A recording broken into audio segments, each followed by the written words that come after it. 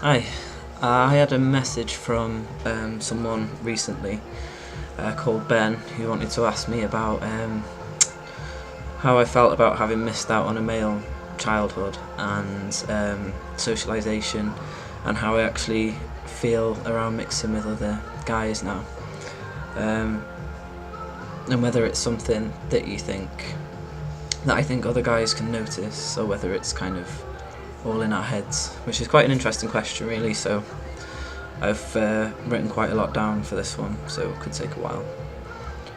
You have to bear with me. I've saved it on Word, so I'll take a look now. Starting off, as a child, my first really close friend was male, and I couldn't see any difference between the two of us. So we'd kind of play similar games together, and I think as girls and boys were more obviously split down the middle the further we got into school, into primary school, we tended to stick together in a way. We used to play more imaginative kind of fantasy type games.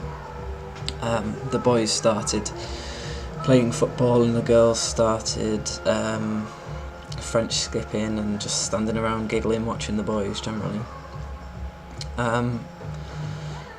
As I went up to high school, I suppose it dawned on me a little bit more that there was a bigger gap now.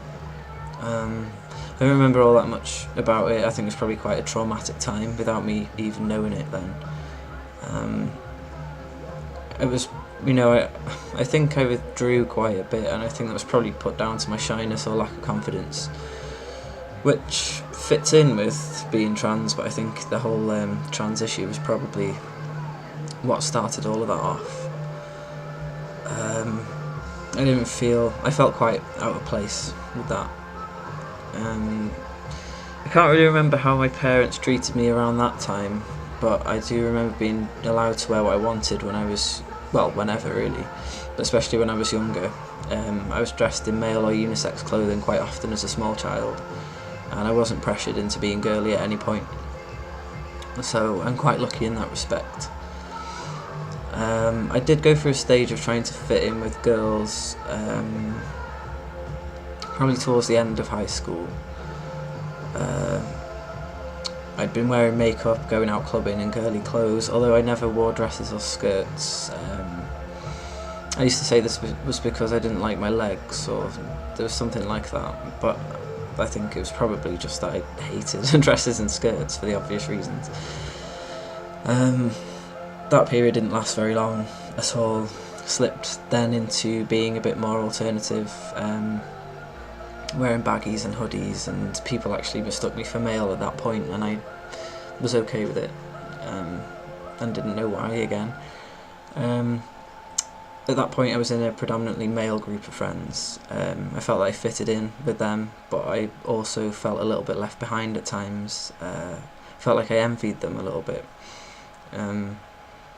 They were generally stronger and more daring than I was, and at that point we were all trying to impress the girls, and I didn't feel like I could keep up in some way. Also, around that time, I suppose I was a bit of a novelty, because a lot of the girls were trying out being bisexual, and I was the resident lesbian at the time. So at the time I identified as a lesbian. I was treated differently from the other girls in the group anyway, because I had more of a masculine kind of energy. I'd join in with the guys' conversations about girls, and I was accepted as one of the guys, really, which I suppose helped me in a big way. As far as missing out on a male childhood, watching boys play now, I do feel like I've missed out on something sometimes. There's no way that I can ever relate to a male childhood, really. I can relate up to the point where I felt male, but I can't relate to being treated as male as a child, because I wasn't. Not that I remember a lot of it anyway. It is something that bothers me. I could be sat talking to the guys, and it'll pop into my head that we've had completely different lives, brought up in completely different ways, but then people are anyway. I try to balance that out by taking positives of the situation. I can see things from both a male and female viewpoint a lot of the time, because I think I've always felt male, so I've viewed things in quite a male way.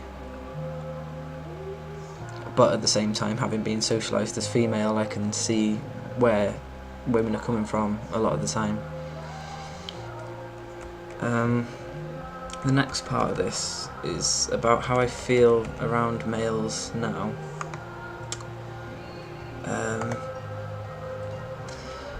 I still have banter with males now, although it's hard to identify with the whole having a penis and all that kind of talk that goes on. It seems to be mentioned quite a lot with certain guys. If they're guys I don't know, I'll join in, which feels weird, like I'm kind of playing a part in a way, which I'll make a video on later on. If they're guys that I do know, I'll just laugh along, which can sometimes feel a bit awkward, as though, like I wonder like what they're thinking. You know, like they're thinking, he hasn't got a dick, he doesn't know what we're on about, and I doubt very much that they even think that at all. When I started working in a supermarket, I worked in two actually, I expected it to be really difficult to fit in with the guys at work, but it turned out that a few of them seemed to appreciate that I mentioned some feelings. I have tried hard in the past to kind of hide the fact that I'm quite a sensitive person, but they seem to actually appreciate it. They opened up a little bit themselves, and they didn't know I was trans. In another job, a lot of the guys were talking about weight loss tablets and exercise, which I wasn't expecting at all, and talking about diet and, you know, looking good and all that kind of thing. So it kind of balanced out my view of men, I think. I do worry about, or have worried about, how hands-on guys can get with other guys sometimes. Like in work, they'd kind of go for each other's balls or whatever, which I found really strange, having not been socialised as male and not, you know, I see that a lot actually in different places, and it's really weird to me. I did consider using a packer for work in case anybody noticed, if anyone got any more familiar with me or a bit more hands-on, which is a really strange situation to feel like you need a packer in, but I think maybe some of you relate to that. As far as fitting in with macho men goes, I don't bother anymore. I was brought up by a creative, emotional and loving father who defined my idea of what a man should be like. All kinds of people make the world go round, but I feel proud when people compare me to my dad.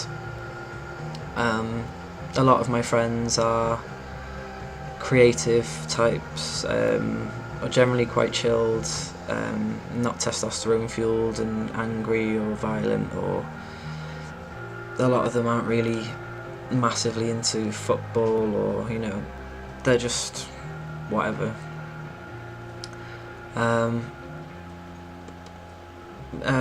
Yeah, but back to my dad. We have like quite a bit of banter now, which is nice. You know, we'll chat about women being a bit strange at times and how you can't win, and also we'll say things like, when you come down we'll have to have a boys' night out down the pub and things like that, which is awesome because I think it took him a while to kind of click with that. Meeting new guys is always a weird one for me. I weigh them up and try to suss them out a bit, but I suppose other people do that too. I've been guilty of trying too hard in the past and putting on a bit of an act, but I suppose that's due to insecurity, and probably isn't just the trans thing. Everybody likes to fit in somewhere, I suppose. But now I'm just kind of going out and just being myself, which I think is the main point I want to put across at the end of this video. It's be yourself. This goes for everyone in the world, but especially those who are worried about passing in the world of men. Men come in all shapes and sizes, and they have a vast array of qualities. Whether you choose to go stealth or not, just be yourself. Obviously, some details will need to be changed or hidden if you're stealth, but your personality will remain the same. So don't try too hard to fit into a certain slot that you think that males should fit into. As it is with women, there are all different types of people. You know, there's girly girls and there's more masculine females, and that's just the way we are. We're all a balance of male and female. Some of us just happen to lean more one way than the other. I'd like to think I'm quite a good balance.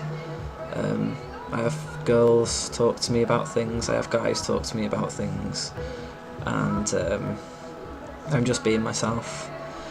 It took me a long time to get to this point, but it's a valuable lesson. So that's all I've got to say on this, and I hope that answered some questions for Ben. And if there's anything else anyone else needs to know, or if I've missed anything out, then just let me know, and I'll go on to making my next video. Thanks.